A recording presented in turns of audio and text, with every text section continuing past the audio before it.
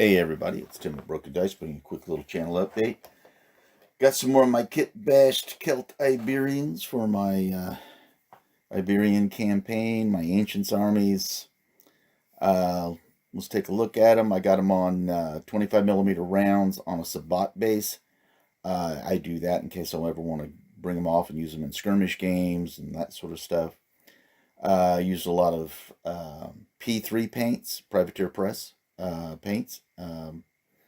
Some Vallejo paints, Games Workshop washes, and even some Vallejo washes on these guys of different varieties.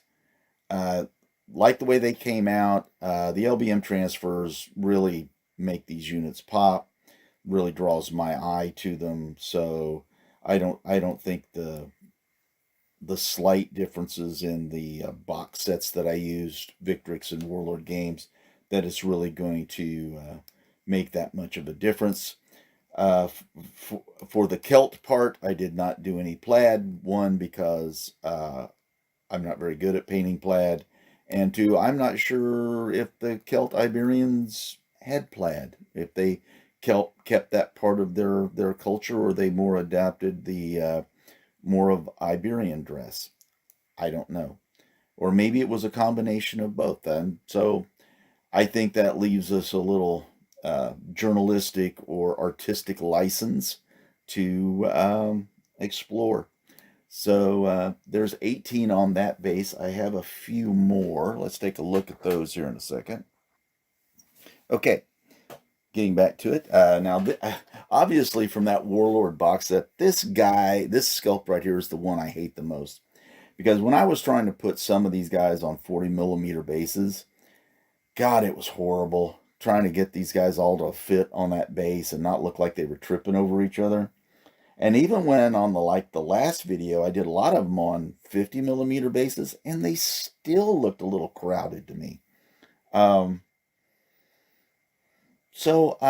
again, 25 millimeter rounds, and so when I go to put these guys on a Sabbat base, at least I can change the angle a bit to where it doesn't look like they're stabbing the guy in front of them or stabbing the guy next to them.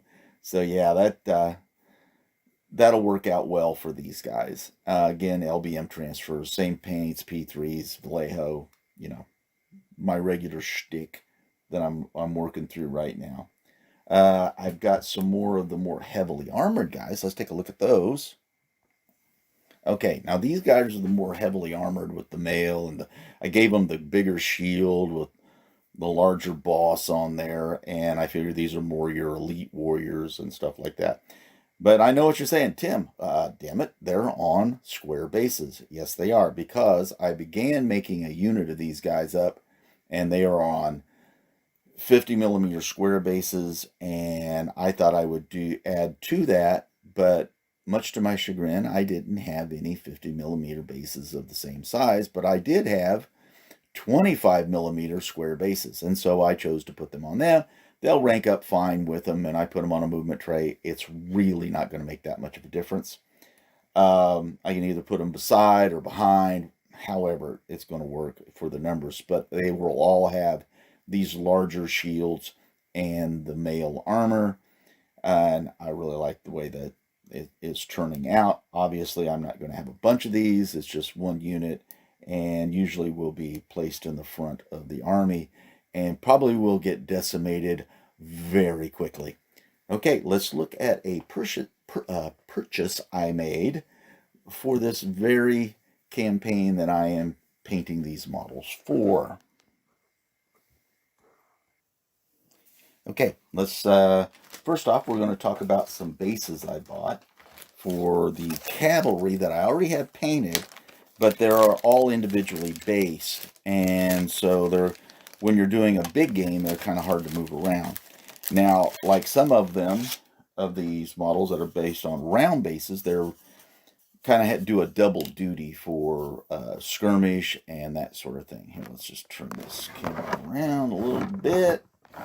Okay, and so first off, what I did was I have 12 models of cavalry based on these sort of shaped bases, and so to use them on the big Battlefield with Hail Caesar rules, I ordered from a company called Litco here in the States, actually in my own home state, actually. And kudos to them, by the way. Yeah, so that'll help move them around. And then for all my other cavalry that are on 25 millimeter bases, regular squares, I got some roomy trays to put those on because I do have a little bit of basing on the edges, and so I needed a little extra space, a little extra width to put those cavalry models on. So, staying with the campaign mode, I needed some more extra stuff. You know, that stuff you put on the table that plays into either the scenario or the theme of the game. And I really liked the carts and stuff, so I ordered some from Warlord Games. I didn't realize when I ordered them that they were from Sarissa Precision. I don't know why I didn't even look at it. I just looked at it and thought, hey, those would be pretty cool. But they don't come with the animals that pull them. Again, I didn't look carefully enough. That's all on me, not on them. It should, probably says right on there, animals not included. So I got 2 of these. So I think that's a total of, let's see, there's I think there's 3 carts in this thing, or maybe 2. It says, I think there's 2 carts in this. So that'd be a total of 4 carts. Okay, so we got that. And then for my Romans, not to leave them out, my last cohort I was working on, because I had to do some mixing and matching, and I was reorganizing them into standard size units that I look at as cohorts. Now, if I wanted to play like that they were a legion in and of themselves, I could probably do that.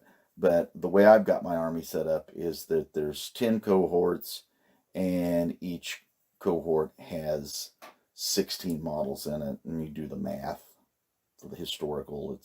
I forget what it is, but it comes out mathematically correct. So I ordered 4 more guys to flush out the last cohort. And kind of the last purchase for this army, I think, onagers. I had, when I first started doing this Caesarean Romans, they didn't have these yet. And I had purchased the Imperial onagers. And when I found out the mistake I'd made, they had already been painted up. I really liked them. I put them on these big round bases. I thought I did a pretty good job on them. But because they had a different look,